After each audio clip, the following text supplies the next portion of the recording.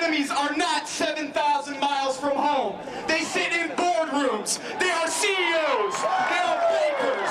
They are hedge fund managers. They do not live 7,000 miles from home. Our enemies are right here, and we look at them every day.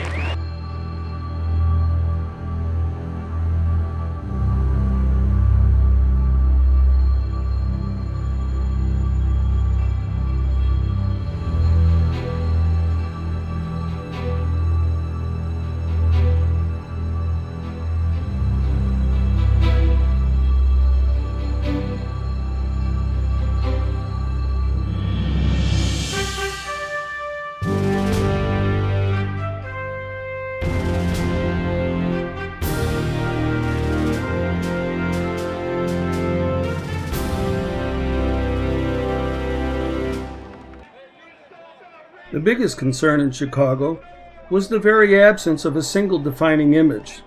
There was no single movement or ideological agenda, no figurehead at the helm of the crowd. The main message emanating from the masses during the NATO summit protests in Chicago was simply no. No to perpetual war. No to continued military spending at the expense of education and health care. No to the undermining of basic labor rights that many workers had either forgotten or taken for granted until threatened with extinction.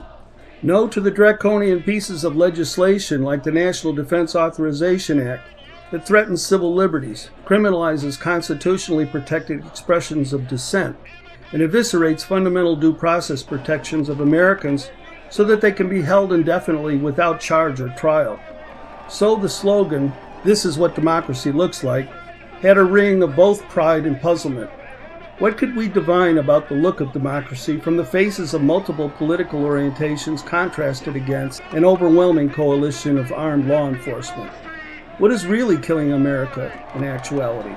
When it comes to organizing, activists continually struggle to find the right language to talk about systemic poverty in a sanitized political arena, enabled by the establishment press, which has been wrung dry of real class consciousness.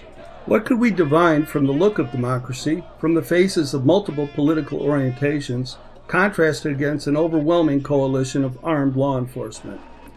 What is really killing America in actuality?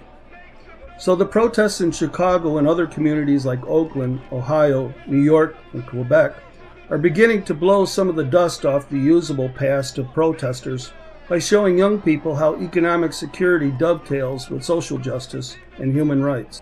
At the intersection of these struggles is the college student that graduates with a lifetime of debt, and an economic prescription that leads young men and women into the military instead of public universities and sustainable employment.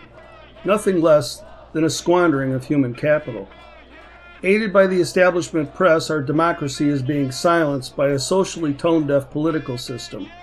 While the voices of protest begin to harmonize into a single cry for justice, that is our freedom in actuality.